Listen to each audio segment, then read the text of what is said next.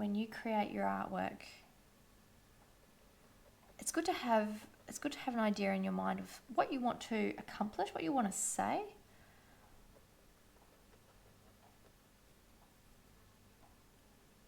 I think this painting's probably just going to say I'm hungry and I want a pear. I'm a very simple person. Way to my heart is just simply food or Formula One. Very, very basic person. But when it comes to designing my artworks, I definitely have my own theme. I did an interview with a magazine recently, and one of the questions was, what is the recurring theme within your artworks? And I do have a very strong recurring theme, although my paintings are all quite different. For me, it all comes back down to my experiences with love, whether that's a family bond or a friendship or exploring a new idea or relationship. They all, for me, seem to revolve around love. That's where I draw my creative energy from. To be honest, it hasn't always been that way. For many, many years, all my creative energy came from anger, came from a very different place. And I think that's why I didn't like to show my artwork for a really long time. It was very personal. I still do have some of these paintings, and I don't think I'll ever share them. I think for me it was more about a way of, because I'm not the most clever person. I sometimes sound like it if I can string the right words together, but I'm really not. I'm a little bit slow in understanding very basic things. And I think my artwork is a reflection of that. In the past, it was a reflection of, it was my way of trying to understand the world around me. I think sometimes I can hear a song or watch a movie or see an artwork, and for me, I can understand the idea portrayed much more clearly than I can words. I find, just in the way my brain works, I find words quite confusing. They're not my favourite medium to communicate. It's not that way for everyone. Literally, some people do just want to learn to paint to create a nice picture, and there's nothing wrong with that. If that's what you want to do, that's excellent. But for a career, for a job, it's important to have a message and have something to say. And for me, my most profound experiences in life have all been around love. The things that have changed me the most have all been about love. So for me, that's where a lot of my creative energy comes from these days. And might be a little bit more liquid. And so whether it's something that's, childish and fun, or just a little bit crazy, or something that's very dark and in depth, all these paintings for me have quite a great amount of significance. I actually had I succumbed to a bit of a Twitter debate this morning about whether you should or should not tell your story about your artwork or your creation or your cooking. This is a bit of an ongoing conversation I seem to have with a lot of people. A lot of people say, "Oh, I can't stand those artists who, they don't explain their work, and they want to be hidden, and it's like they're up in a castle and you can't touch them." Look, for some people, that's completely understandable because they want to communicate their feelings and their experiences without having to tell everyone about their life, and that's introverts for you. That's pretty much me down to a T. But I also understand that a lot of people want to understand what they're looking at, and because they haven't had those experiences, or they don't perceive your artwork in the same way, they do really want to hear the story behind it, and that's entirely up to you how you want to communicate what you want to say. But having something to say will make people look at your painting twice. It will make people look at them and go, why is that there, and what does that mean, and why is that happening? And when people start looking at that and they go, you know what, I can pick this out of it, or I can pick that out of it. If you're able to communicate a feeling, whether it's happiness or rage or joy, if you can get people to start thinking about something, I personally feel like that's the greatest success you can have as an artist.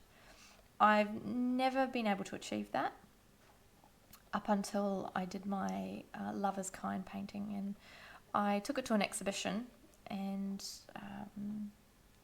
watched the reaction of people as they came past. And the reaction that I got was exactly the reaction that I wanted. It's how I felt. The look I saw on people's faces was how I felt when I was painting it, and I felt so accomplished. You know, I'm very new to this painting game, but for me, I really felt a great sense of pride because I knew people could see exactly between the title and the painting and the feeling that it gave them. I accomplished exactly what I wanted to accomplish. And that's really, when I saw that for the first time, it really made me have this huge drive to create more, create something with more feeling and with other ideas that I wanted to communicate. So art is very powerful, especially in times like this, to be honest, when the world is going through such a difficult time.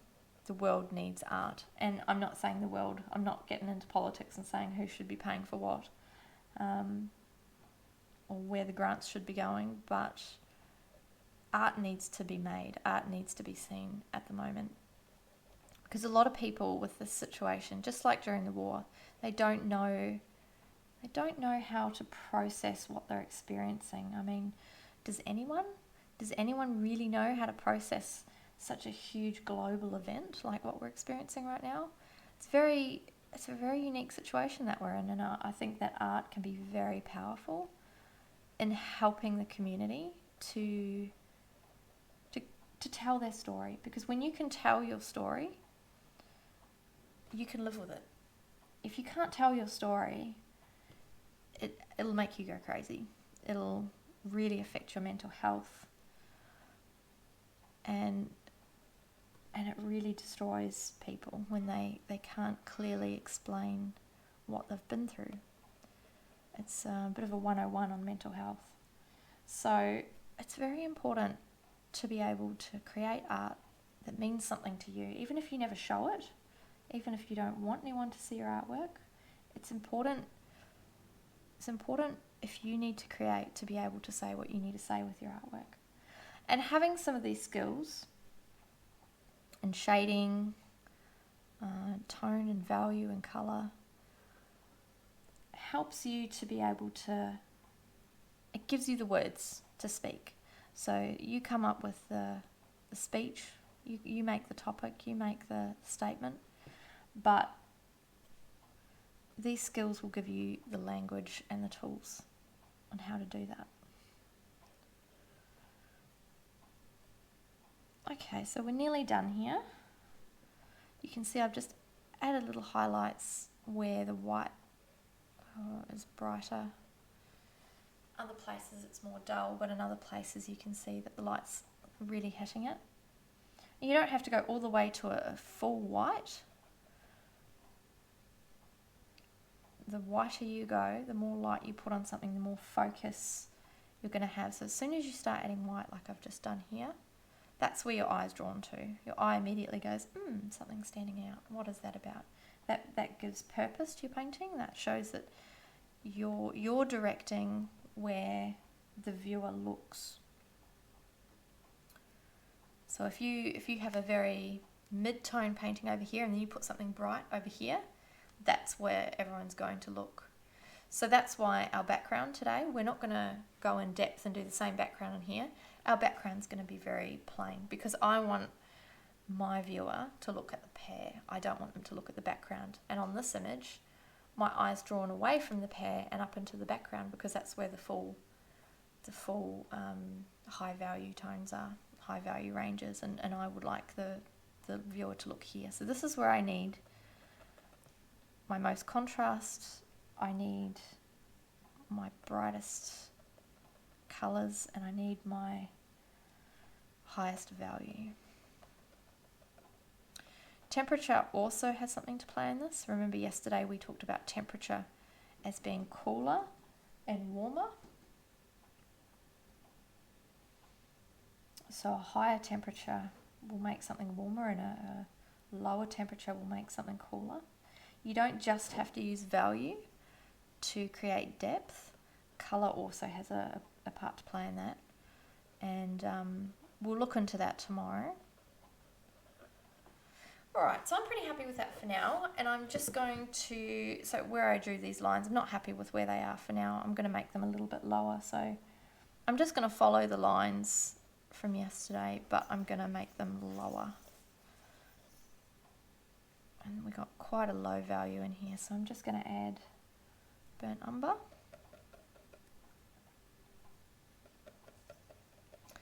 And that low value in the front helps the painting have the right depth, so it puts the pear further away and in the middle more, and this lower value at the front creates a bit more depth in your image, but it doesn't draw your eye to it because of it being a lower value.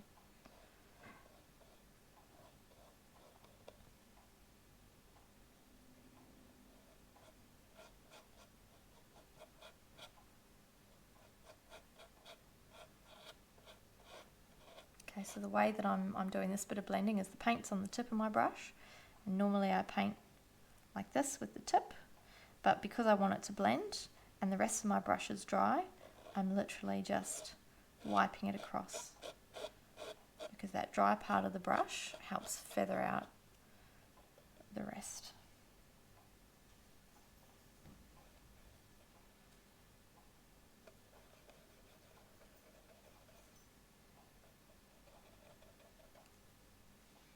Remember, the sharp lines that you leave indicate that's where the light's hitting, and the feathered out lines indicate that's where the shadow is falling away. So here I want to have a bit of light hitting the next curve, so I keep that area sharp, but here we've got a bit more feathering out because it's not hitting anything. It's actually pulling away.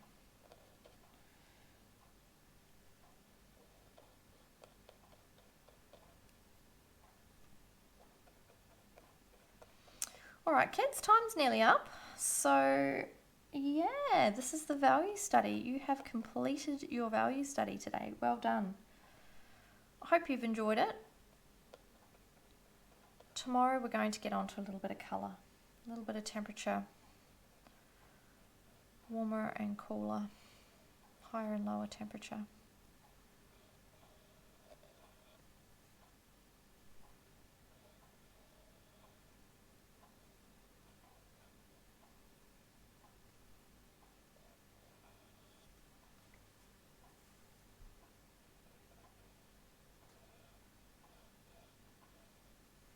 Alright, there we have it. So once you've finished this, please send me some pictures. I really want to see your paintings and how you guys are doing. And I'll be back at 4 p.m. Perth time, live. Please send me any questions that you have, anything you might want to have a chat about.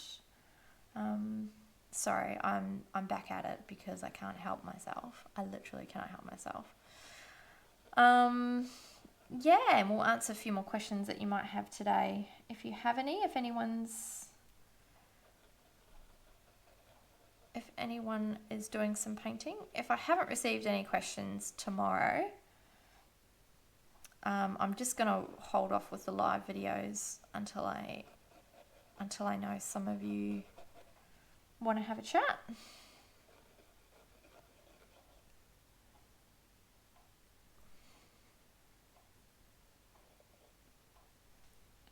Just going to do this last bit of light because that higher value sort of plays a role in this bit of depth. Go into that shadow. Okay, there we go. I'm done, I promise. All right. So we'll see you tomorrow. Hope you've had fun. We'll catch you soon. Bye.